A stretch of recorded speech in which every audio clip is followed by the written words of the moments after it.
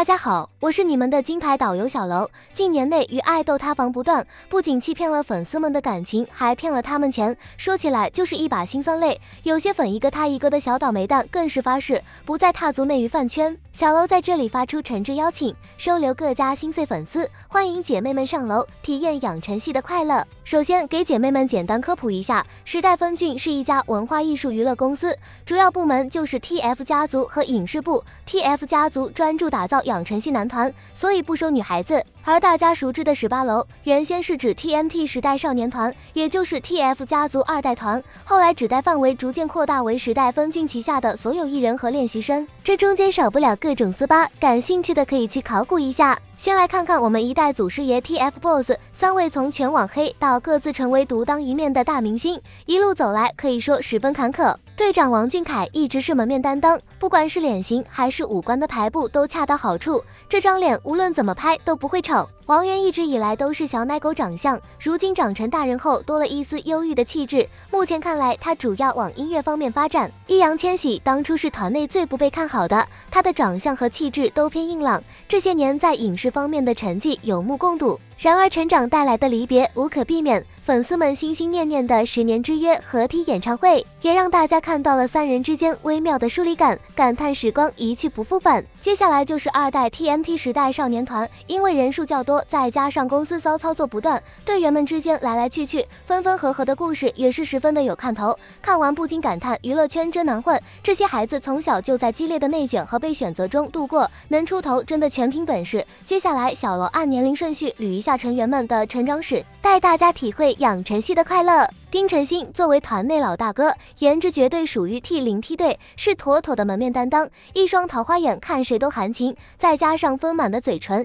纯欲感拉满。说到2代团的成员，每个人都逃不过贯彻始末的台风计划。时代峰峻的台风计划是从2014年开始的，而丁程鑫早在2013年底就面试了18楼，那时候 TFBOYS 刚出道，他也才11岁，小小的身影偶尔会出现师兄们的物料和综艺中，这段时间他连妆造都没有。直到2015年末，他才有了自己的2个综艺，和其他3位小练习生并称为台风4子。随着月考淘汰制和 TF 家族专案制作人黄日的离开，丁程鑫见证了新人的加入和旧人的离开。但不管怎么折腾，他们始终在没人关注和没太多人关注中反复横跳，直到2017年台风10子才稍微有了起色，但随之而来的就是分离。10几个人最后变成了只有5人的台风少年团，丁程鑫也成为了团里的队长。1年后，台风少年团被解散，之前的队员回归，通过打头组成了 TNT 时代少年团，并正式出道。如今的他势头强劲，参加录制了不少综艺节目，有了更多的舞台，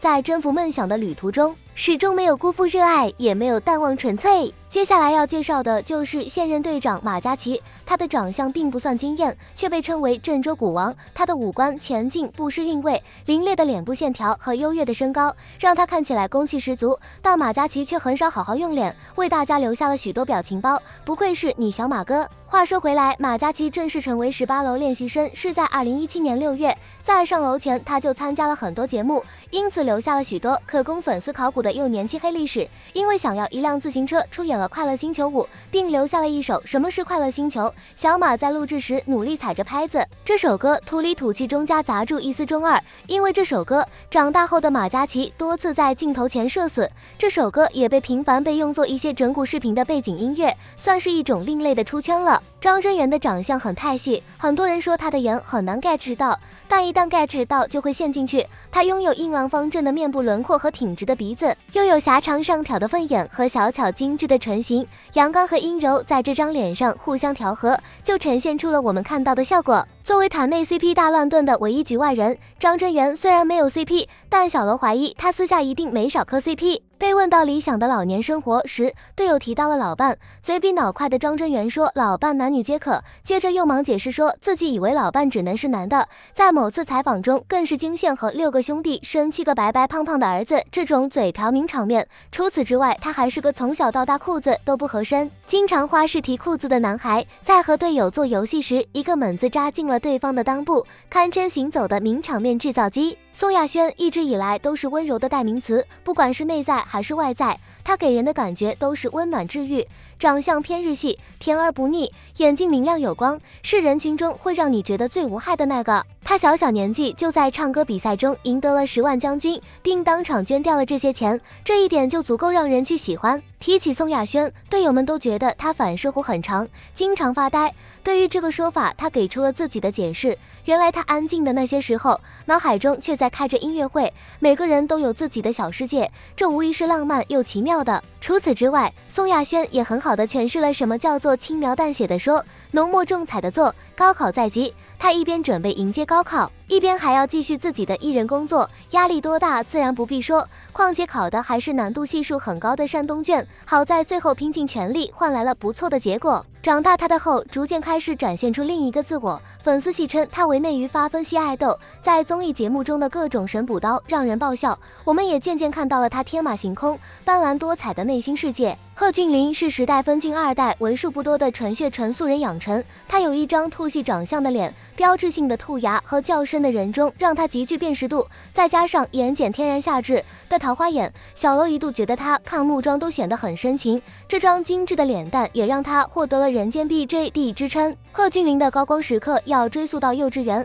那时候他的社牛属性就已经显露，妈妈是马天宇的粉丝，他自己应该打娘胎里就听过天高任羽飞，羽毛永相随的口号，小豆丁年纪就被妈妈带着追星，在人群和镜头的注视下口齿清晰的大喊马天宇雄起，成都00爱死你，说完还凑上前亲了偶像一口，母子俩可以说是追星界的天花板了。后来贺峻霖还和马天宇合作了量身我们可不可以不忧伤，分别饰演主角的幼年和成年时期。长大后的贺峻霖社牛属性持续拉满，因为运气好被打上了欧皇标签，但没有一直运气好的人，只有一直在努力的人。一直活力满满的他，偶尔也会安静地坐在角落，毕竟没有人能永远保持电量满格，充满电他还是那个斗志昂扬的热血漫男主。严浩翔面部骨量大，皮肉紧贴骨骼，随着渐渐长大，颜值由清冷往浓颜的方向发展，眉骨突出显得眼睛更加深邃，欧式大双再加上深邃的大眼，让他的气质更偏向男人而不是男孩。严浩翔在上楼前就参加过不少路演，和张真源一起留下许多可供粉丝考古的幼年期黑历史，但不得不说，严浩翔在幼年期就展现出了通透坚定的性格，在许多采访物料中，面对结局已定的事情，小年纪的他就懂得梳理正视自己的问题，这样的孩子长大自然也不会差。很多粉丝说严浩翔似乎拿了男主剧本，除了没有主角光环外，他有不错的家境，漂亮的姐姐，天生自带帝王气质，不笑的时候树立清冷，笑起来又冒着中二气息，划分十分割裂，再加上唱跳俱佳，游戏天赋极高，从不隐藏自己的野心，但也绝不恃才傲物，有礼貌有教养，简直就是天选霸总文男主，还是养成属性 buff 叠满姐妹，你真的不上楼吗？最后就是我们的队内老们刘耀文，他是很典型的爱豆长相，也是最容易吸女友粉的那种类型，脸上没有什么硬伤，不笑的时候是酷盖，笑起来又会变成人类幼崽。刘耀文在最混乱的时期来到最混乱的18楼，以3代的年纪在2代4番出道，那时候他是队内年纪最小个子也最小的弟弟。采访中他说，跟哥哥们上了第1节课感觉很挫败，自己还是差得太远了，此后便开始努力追赶住哥哥们的训练进度。他那时候最常说的就是希望快点长大，想从被人照顾的弟弟成为和大家并肩作战的兄弟。这一天已经在眼前，养成系最大的意义莫过于让我们把时间流逝和成长联系在一起，它的终点也不是成年，而是永远存在的成长。到这里2代团就介绍完了，小楼一度不敢相信当初那群小豆丁如今已经是家族的前辈了，时间真的是不可捉摸的东西。现在3代13位练习生的成团出道也被提上了日程，出了不少团综，也有不少舞台。3代练习生从公开到现在无止境的练习和打头，竞争课在每个孩子和粉丝心里成长吗像大逃杀。按照李飞一贯的做法，他可能还会引进新的孩子来争夺出道位。目前空降的黄硕实力人气似乎对各家没什么影响，所以反响也没那么激烈。倒是2022年5月份退出，2023年7月份再度回归的邓嘉欣讨论度比较高，后续还有没有空降我们不得而知。从什么人里来选，我们也不清楚，但空降这一招是时代峰峻的老套路了。大部分小孩素人养成，再从外部吸收已经成型的优秀的小孩加入，一是增强整体实力，二是启动现状，吸引讨论和目光。至于能否达到公司想要的效果，那确实是玄学问题。好啦，本期内容就分享到这里，大家认为3代练习生中哪些人能出道呢？欢迎在评论区一起留言讨论。喜欢本期内容的可以点击关注，咱们下期再见哦。